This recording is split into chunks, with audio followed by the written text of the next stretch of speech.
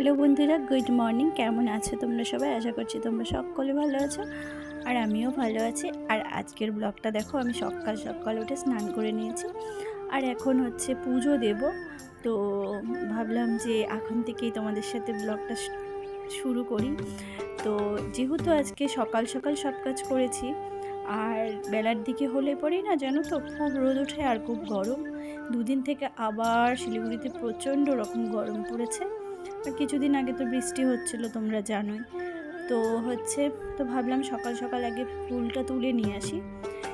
যত বেলা বাড়ে না, ছাদের দিকে একটুকু যাওয়া যায় না, এত রৌদ্র। মানে রোদে মনে হয় একটুখানি সময়ের জন্য গেলে যেন পুড়ে যাবে তুমি, এইরকম। তো ভাবলাম সকালবেলা আগে ছাদে কিছু, আর দেখবে বেলার দিকে গেলে ফুলগুলো কেমন মানে মরে মরে যায়, মানে কেমন, এতটা রোদ না, তার জন্য। তো ভাবলাম যে আগে সকাল সকাল উঠে যখন সব কাজ কমপ্লিটই হয়ে গেছে, তো আগে স্নান যেহেতু করে নিয়েছি, তো স্নান করলে পুজোটা দিতেই হবে। আর দেখছিলাম গাছে অনেকগুলো ফুলও ফুটেছিল, তো ভাবলাম গাছ থেকে ফুলগুলো কেন নষ্ট করবো, তুলেই নিই। আর এই যে এখানে গাছগুলো দেখছো, দেখো এতটাই রৌদ্র যে পাতাগুলো দেখো পুরো হলুদ হয়ে গেছে। আর গাছটাতে এত ফুল দেয়, আর সাদা ফুলটা এত সুন্দর গন্ধ না, তোমরা না দেখলে, মানে হাতে না নিয়ে আর গন্ধ না শুকলে বিশ্বাস করবে না যে সাদা ফুলেও এত সুন্দর একটা গন্ধ হয়। তো ভাবছিলাম ফুলগুলো কেন নষ্ট হবে, তো পুজোয় দিয়ে নিই। তো হচ্ছে যার জন্য গাছগুলোর ফুলগুলো তুলে নেব। আর কালকে জানো তো আমি দেখেছিলাম অনেকগুলো কড়ি ছিল। আর ওই যে একটা গাছ দেখতে পেলে ওখানটায় হচ্ছে অনেক রকমের, মানে অনেকটা লাল পিঙ্ক কালারের অনেকগুলো জবা ফুটেছিল।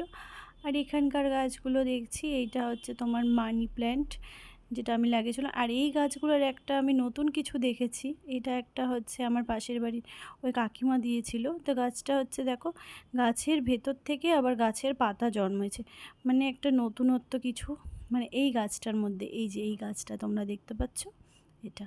আর দেখো কতটা রৌদ্র, একটুকু হাওয়া নেই ছাদে। অন্যান্য সময় ছাদে আসলে, যেহেতু চারতলার উপরে ছাদটা, একটু হলেও হাওয়া পাওয়া যায়। এখন দেখো একটু হাওয়ার কোনো বংশ নেই। তো চলো যাই, নিচে যাই। ফুল তো তোলা হয়ে গেছে, তো একটু তোমাদেরকে আমি বাইরেটাও দেখালাম। তো এখন আবার একটু একটু আগেই রৌদ্র ছিল, আবার দেখো এখন আবার একটু রোদটা চলে গেছে। তো এখন ফুল তোলা কমপ্লিট, চলো নিচে যাই। নিচে গিয়ে পুজো দিয়ে তারপরে আবার কিচেনে আসতে হবে।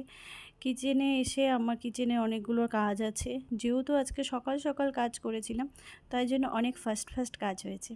দেখবে সকাল সকাল উঠলে না অনেক কাজ কমপ্লিট হয়ে যায়। চলো, এবার আমি কিচেনে চলে এসেছি। তো তোমরা ভাবছো যে এটা কী, এটা খাবো? না না, একদম নয়।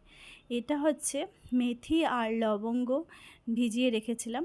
আমি একজন ইউটিউবারকে দেখেছি যে এই মেথি ভেজানো আর লবঙ্গ ভেজানো জলটা নাকি মাথার স্ক্যাল্প থেকে চুলের গোড়া, মানে স্ক্যাল্প থেকে চুলের লেন্থ অবধি লাগালে চুলটা খুব ভালো থাকে, তার জন্য এটা বানিয়ে নিয়েছিলাম। আর এদিকে বরমশাই নিয়ে এসেছিলো বাজার থেকে কই মাছ। তো কই মাছ তোমরা কে কে খেতে ভালোবাসো? তো খাবে হচ্ছে তেল কই। তো কই মাছের তো প্রচণ্ড রকম কাঁটা থাকে, যেটা আমার পক্ষে কাটা সম্ভব না। আর এখানে যবের থেকে এসছি শিলিগুড়িতে, তবের থেকে মাছটা কেটেই আনে। তো কেটে আনলেও দেখবে মাছের মধ্যে কত আঁশ নোংরা অনেক কিছু থাকে। আর সুন্দর করে মাছ পরিষ্কার না করলে না, মাছের মধ্যে থেকে অনেক কিছু থাকে নোংরা, যেগুলো মানে মানে যেগুলো দিয়ে তুমি মানে ভালো করে যদি না করো, তাহলে কেমন একটা আস্তে আস্তে গন্ধ বেরোয়। তো মাছ আমার ধোয়া কমপ্লিট হয়ে গেছে। এখন হলুদ লবণ মাখিয়ে কই তেল করতে বেশিটা ঝামেলা নেই, আর সময়টাও কম লাগে। আর দেখো কথা বলতে বলতে তোমাদের সাথে লবণটাও আমি বেশি দিয়ে দিয়েছি। তো লবণটা মনে হচ্ছিলো একটু বেশিই পড়ে গেছে, তার জন্য লবণটা একটু তুলে ফেলে দিলাম। এবার হলুদ লবণ মাখিয়ে কই মাছগুলো ভেজে নিব ভালো করে, সুন্দর করে। আর সত্যি কথা বলতে অনেক দিন পরেই এই কই তেলটা বানাচ্ছি, তার জন্য না আমি ভুলেই গেছিলাম রেসিপিটা। তো একবার ইউটিউবে ফার্স্ট দেখে নিলাম যে কী করে বানায়।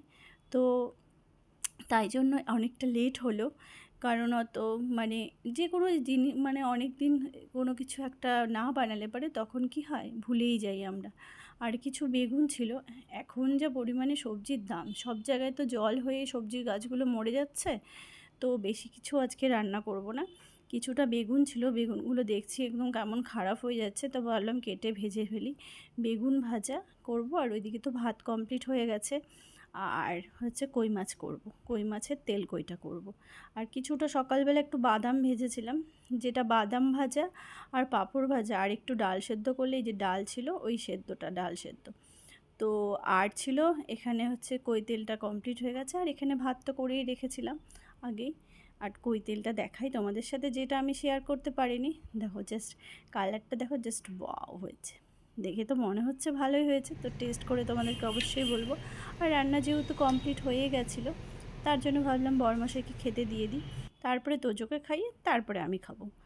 তো যেহেতু হচ্ছে মানে এই মাছগুলোর মধ্যে একটা ছিল বড় মাছ, একদমই বড়, প্রচণ্ড রকম বড়।